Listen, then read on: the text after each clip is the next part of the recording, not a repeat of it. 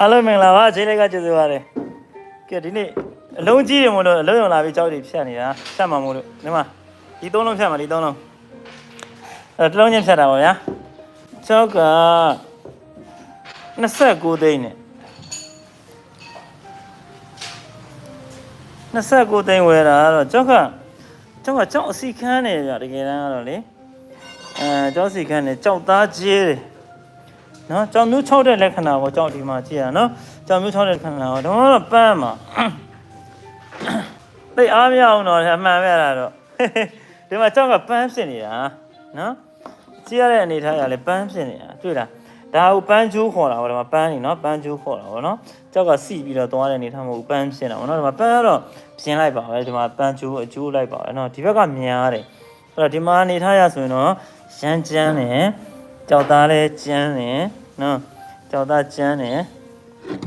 ဒီမှာအနာရီရလဲဒီမှာကြည့်လေနော်အနာရီနည်းနည်းလေးမဟုတ်ပါဘူးတော်တော်များတာပါနော်ဒီမှာအနာရီရရက်ဆက်တယ်နော်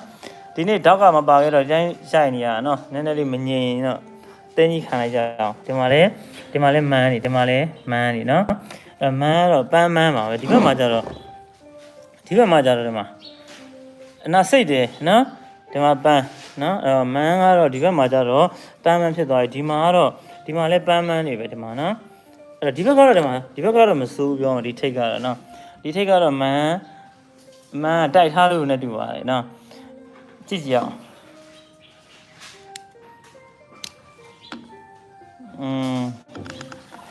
ကြောက်ဟောပေါ့ရေပေါ်မှာတော့ကြောက်အစီမစိုးပါဘူးဘီးသားကတော့ရော့တယ်ဗျဘီးသားတွေရော့တယ်နော်ကြောက်သားရော့တာပေါ့ဗျာနော်ရေပေါ်မှာတော့ကြောက်အစီမစိုးဘူးဒီမှာကျွန်တော်ပြရအောင်နော်ဒီမှာကြည့်တာဒီမှာနော်အကြည်ပေါင်လေးတွေတော့ပါတွေ့လားအကြည်ပေါင်အစီးပေါင်လေးနော်အကြည်ပေါင်အစီးပေါင်လေးတွေ့လားအမင်္ဂလာပါပန်းမန်းလားဟုတ်တယ်ငါကြီးပန်းမန်းမယ်ပန်းမန်းနေနော်ပန်းမန်းနေကာလာတော့ဖြောင်းတယ်နော်ကာလာဖြောင်းတယ်ဒီမှာလဲနည်းနည်းရင့်နေဒီမှာရင့်နေနော်ကာလာတော့ဖြောင်းပါတယ်အဲ့တော့ရေပေါ်မှာတော့ကြောက်စီရှိတယ်နော်ကြောက်ရေပေါ်မှာတော့ကြောက်စီရှိတယ်ဘေးသားတော့မရဘူးဒီမှာတော့ကြောင်မျိုးရှိတယ်ဒီမှာတွေကတော့နော်ဒီမှာတော့ကြောင်မျိုးရှိပါတယ်နော်ဒါပေမဲ့ तू ကမညီတာပေါ့ဒီဘက်တွေကျတော့ဒီထိတ်လေးလောက်ပဲကောင်းပြီးတော့ဒီဘက်တွေကျတော့မကောင်းတော့ဘူးနော်12မှာ9သိန်း29သိန်းနော်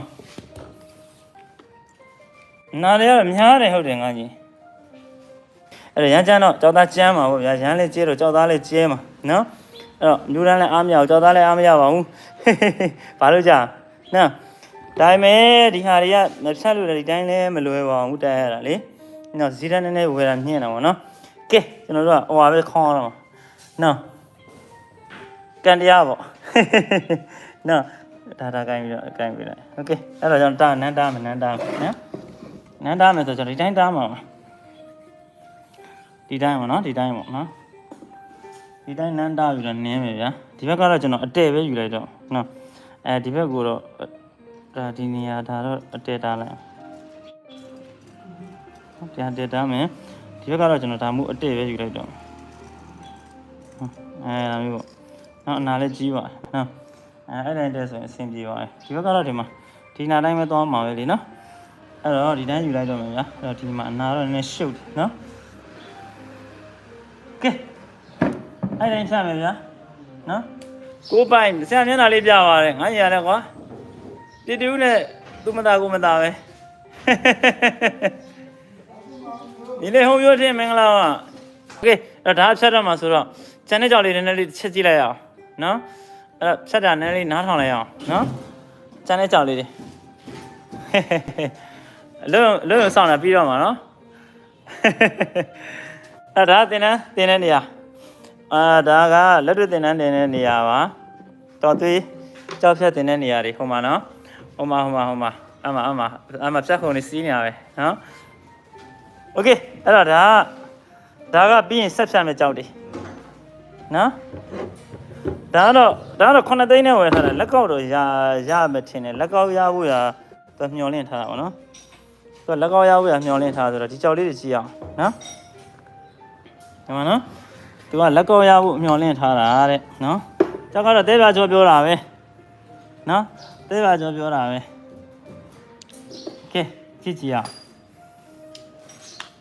ကြောင်မျိုးတော်ဒီမှာကောင်းတယ်နော်ဒီမှာနော်ကြောင်မျိုးတော်ကောင်းတယ်ကြောင်မျိုးတော်ကောင်းတယ်ကြောက်သားနည်းနည်းလေးကျဲတယ်ကြောက်စီတော့ပါပါတယ်နော်ဒီမှာနော်အဲ့တော့နည်းနည်းလေးတော့ကြောက်သားတော့ဗျာနည်းနည်းလေးနုကျင်တဲ့ဘက်တောင်ပါခြင်းနေတယ်လို့ပဲနော်ဒီမှာနော်ကြောက်သားရော့တာပေါ့ဗျာအနုကြီးတော့မဟုတ်ပါဘူးရော့တာပေါ့နော်ရော့တာဒီမှာနော်ကြောက်သားရော့တယ်ဗျာပြောရတာတဲပြကြောလို့ပြောတယ်ကျွန်တော်တော့မယုံပါဘူးတဲပြကြောလို့ပြောကျွန်တော်တော့မယုံဘူးနော်အဲ့တော့9သိန်းဆိုတော့လက်ကောက်ရရင်တော့ဒီကောင်ကတော့မဆိုးတော့ပါဘူးလက်ကောက်ရရင်တော့ဒီသူ့ရဲ့ကြောက်အစီနဲ့ဆိုတော့အသားနည်းနည်းကျဲတယ်နော်အသားတော့ကျဲတယ်ဒါပေမဲ့လက်ကောက်ရရင်တော့မရှုံးပါဘူးနော်လက်ကောက်ရရင်တော့မရှုံးတော့ဒါကတော့ဝေခါပေါ့ဗျာဒီကောင်ကတော့အသားနည်းနည်းရော့တယ်နော်ဒါကတော့ရန်ကုန်ကကြောက်ချွန်ပေါ့ဗျာဝေခါချွန်ပေါ့ဒါလည်းလက်ကောက်ခေါင်းရမှာပဲလက်ကောက်ခေါင်းမှာတက်တာမှာဟိုတန်းတော့မလွယ်ဘူးလက်ကောက်ခေါင်းမှာတက်တာမှာပါကဲကြောက်တယ်ကတော့ပြောတာဒါဘယ်လောက်မှတ်လို့တော့ဈေးပြောလိုက်မယ်ဈေး18သိန်းဒါ18သိန်းအလုံးကြီးတွေမို့လို့ဒီမှာလာဖြတ်တာဒါ9သိန်းဒါ9သိန်းနဲ့ဒါကလပ်7ရနော်ကဲလက်ကောက်ဖြတ်မယ်ဒီကောင်ကတခါတည်းတစ်ခုချင်းသွားကြတာပါနော်ကျွန်တော်ဒီ3လုံးတခါတည်းဖြတ်မှာနော်အဲ့တော့လက်ကောက်ကကျွန်တော်ပြရမယ်ဗျနော်သူအနာဒါမျိုးသွားတာ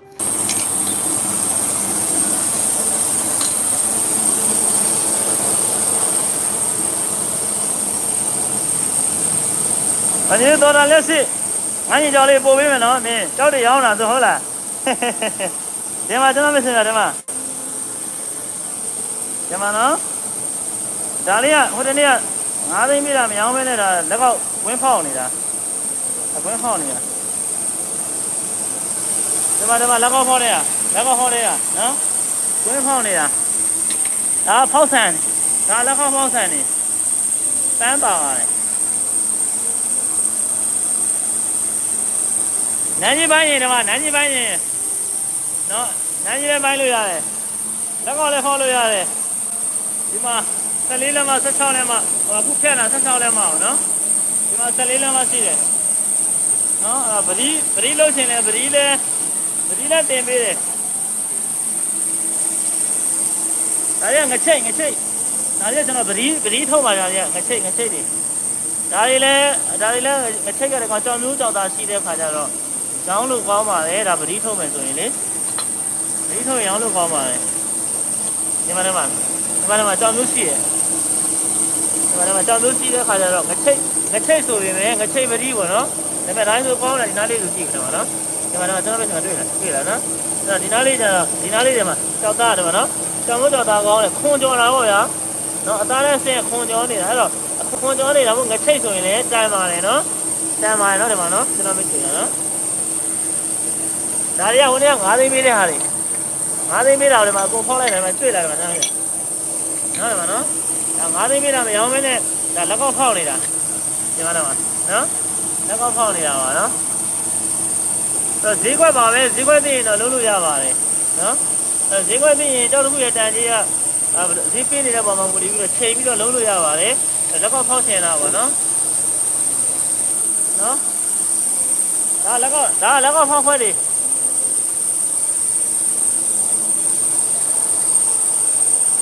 ကျတော့ပါကျပြီးထင်းနေတာအဲ့ဒါတစ်ခါပြပေးမယ်ကွာဒါဒီမှာဟိုလုပ်တဲ့ဟာဗရီလုံးနဲ့ကိုဒါဗရီလုံးနဲ့ကိုနော်အဲ့ဒါတွေကရှင်းနေဒီမှာဒီထဲမှာဗရီကိုထည့်ပြီးတော့လုံးတာနော်ဒါဗရီလုံးနဲ့ခုံပါဒါဒီကောင်ဒေါင်းတွေထိုးတာဒီကောင်တွေကိုဒီဒေါင်းတွေကိုဒီထဲမှာထည့်ပြီးထိုးတာဒေါင်းထိုးရတယ်နော်ပြီးတော့ဟိုမှတ်ချောတဲ့ဟာတွေနော်ဒီကောင်ကနှစ်ခုရှိတယ်ဒီကောင်ကတော့နှစ်ခုပဲရှိတာဒါတွေရတယ်မှာဒါချက်ခုတင်နန်းသားတွေ10ရောက်လောက်ပြလို့ရတဲ့ချက်ခုထားတာပေါ့နော် ဒါကျွန်တော်တို့ဟွာလုပ်တဲ့ဟာပေါ့အဲဒီမှာဒါကျွန်တော်တို့ဒီမှာဗရီးကိုကိုလက်နဲ့ကိုကင်လုံးလို့ရတဲ့ဟာဒါဒီမှာနော်ကျွန်တော်တို့ဟိုမှာဆက်မှာမလို့ပဲနဲ့ဒီမှာပဲနော်ဒါကျွန်တော်တို့73ဆိုင်ဆိုရင်ဒါ73ဆိုင်ရထည့်တာပေါ့ဗျာ73ဆိုင်ဆို73ဆိုင်ရထည့်တာပေါ့ဒီမှာဒါမျိုးပေါ့နော်73ဆိုင်ဒီမှာအတွင်းထဲမှာဟိုဟာရှိတယ်တန်ပြင်ဟိုမျိုးလောက်ထားပါပေါ့နော်ဒါတန်ပြင်ရှိတယ်အဲ့ဒါဟိုမှာဒီမှာဒါကတော့ကျွန်တော်တို့ကလုံးသေးပေါ့ဗျာဒီမှာဒါကိုဒီမှာထည့်ပြီးတော့ဒါမှမဟုတ်လုံးရုံပဲတဲ့ဒါမှမဟုတ်လုံးနေုံပဲနော်ဒါလက်လုံးတာပေါ့လက်နဲ့လုံးတဲ့ဟာပေါ့နော်လွယ်ပါတယ်ကိုယ့်အိမ်ကိုမှာဒါမှမဟုတ်နဲ့ဆိုမော်တာနဲ့ဒီမှာဖြတ်ခုံလည်းရှိမယ်မော်တာလည်းရှိမယ်ဆိုရင်ဒါမှမဟုတ်လုံးရုံမှာပဲအဲ့တော့ဟိုပါပေါ့တောက်ကလွတ်မပြရတာပေါ့ဗျာဗရီးအနေနဲ့ကိုယ့်ဘန်ကိုထိုးချင်တယ်ဆိုရင်ကိုယ့်အိမ်မှာကိုဒါမှမဟုတ်လေးပဲလုံးနေုံတာနဲ့ဟိုကအများကြီးအလုပ်ဖြစ်တယ်ပေါ့နော်အဲ့တော့အသားသားရှိပါတယ်ဒီမှာနော်73 site တွေ14 site တွေအဆုံးရှိတာပေါ့နော်ပြီးရင်ဒီမှာဝါးနဲ့နော်ဒီကိုအဲ့ဒီမှာထည့်ပြီးတော့ဝါးနဲ့ဒီမှာဒါမျိုးတင်လို့ရပါတယ်နော်ဒီမှာဒါမျိုးနော်ဖြစ်စဉ်ကရောင်တင်လို့ရပါတယ်နော်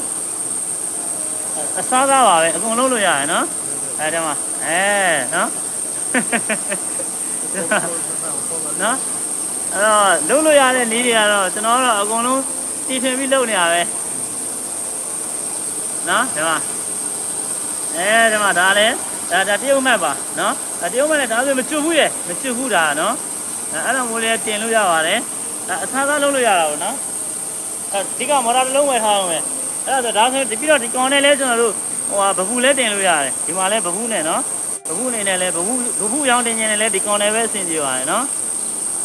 လက်ကောင်ကလက်ကောင်ဝယ်မယ်ဆိုဒါမျိုးဝယ်ပါနော်3000တန်နေ3800 4000လားမသိဘူးအဲ့ဒါမဝယ်ပါနဲ့ဒီကောင်ကအရင်ကတော့3သိန်းဝန်းကျင်ပဲရှိတာပါအခုလည်းဈေးကြီးတာဟောရနော်ဗရီးလက်နဲ့လုံးနဲ့ဟာမဟုတ်လေမော်တာကုန်ဝယ်ဝင်မဲ့လေငါကြီး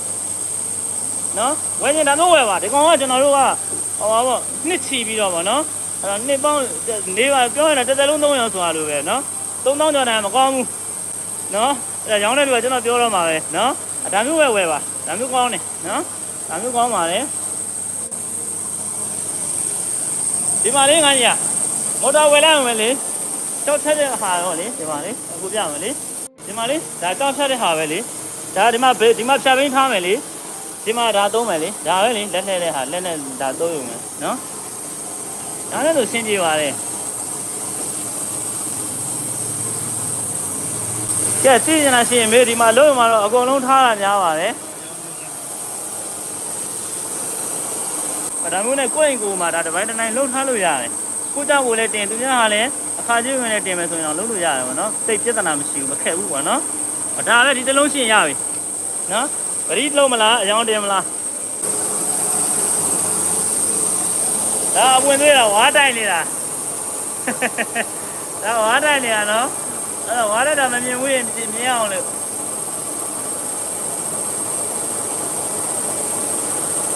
ဟုတ်တယ်ဗဘူးလိုင်းပဲလို့လားဗဘူးလိုင်းတော့နည်းနည်းလေးလက်ဝင်လို့မလို့အပြင်မှာပဲအပ်ပေးလိုက်တာပေါ့နော်လှုပ်ချင်တဲ့လူချင်းလေဒီလိုရဲမေးလာခဲ့လိုက်လေခါကြီးနော်ဒါဝါတိုက်တာဝါပြေးတယ်မှာဝက်ဖက်နော်ဝက်ဖက်တိုက်တာဟာနော်ပုံကတော့ဒီမှာကြည့်လိုက်ရောင်းရဖို့လိုတာပဲအသေးရွယ်လားကဲရတာတော့ရနေကျွန်တော်မရှိမှရင်ခုံပြီနော်29သိန်းနော်ကဲငါညီလေးမောင်ကျိုးကြည့်ကြအောင်နော်ဝဘိုးဝဖကအကောင်းဆုံးဟုတ်တော့တယ်ကဲလားဒီဘက်အသားလေးနည်းနည်းကြည့်အောင်ဟာနည်းနည်းလေးမစိုးပြောမှာပဲဒီမှာအသားတန်းနော်အသားတန်းမစိုးဘူးရဲ့အညီလေးအောင်မျိုးလာကြည့်လဲနော်ဒီဘက်လေးတစ်ချက်ဆွဲအောင်ဟာဒီမှာတော့မစိုးပဲနော်အသားတန်းတစ်ချက်ကြည့်အောင်အသားတန်းရောတာပေါ့ဗျာနော်ကြောင်မျိုးလည်းရောတယ်အသားတန်းလည်းရောတယ်နော်ကြောင်မျိုးလည်းအသားတန်းလည်းရောတယ်ပေါ့ဗျာကဲဒီဘက်ကြည့်မယ်ဗျာနည်းနည်းချင်းလေးဆွဲသွားမယ်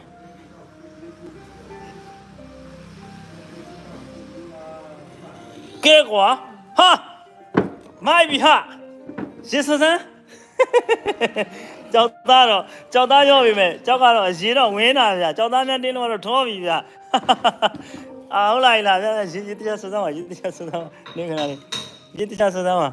ကမခဲ့တော့ဟိုဘက်ကိုမခဲ့တော့ခုချင်းမခဲ့ဒီပေါ်မှာတင်ကွာတင်နော်တခြားကြည့်အောင်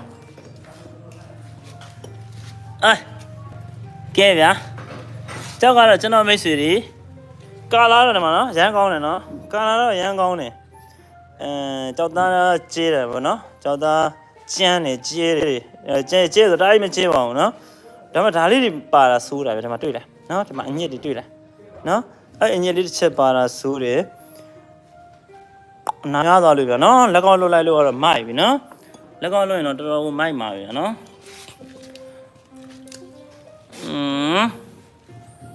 ဒီဘက်ကသွားတဲ့ပန်းနေရတော့နော်ကောင်းတယ်နော်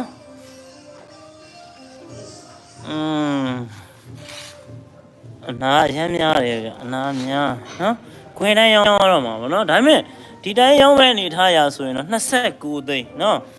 29သိန်း29သိန်း29သိန်းကကျွန်တော်တော့မမြင်ဘူးကျွန်တော်တော့မမြင်ဘူးဒါအမှန်တရားပြောပြနော်ကျွန်တော်အနေနဲ့ကတော့မမြင်ဘူးဗျ29သိန်းကိုနော်20ဝန်းကျင်တော့ရမှာ20ဝန်းကျင်တော့ရမှာဒီကောင်ဘာလို့ပဲကောင်းလဲဆိုဂွင်တိုင်းရောင်းဖို့ပဲကောင်းတာဂွင်လိုင်း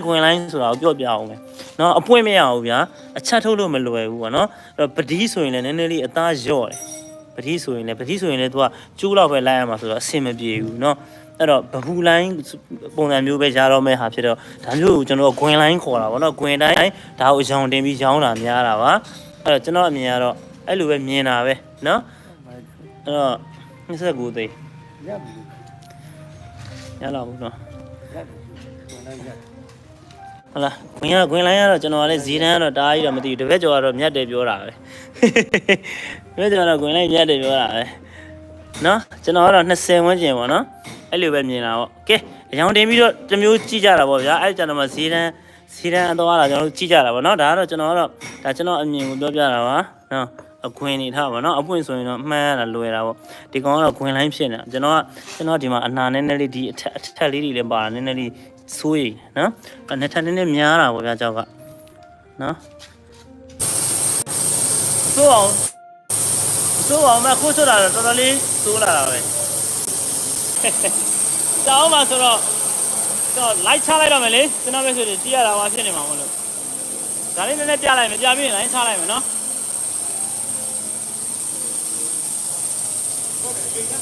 ဆက်ပြီးပြခန့်နေမှာပါလို့မယ်လေ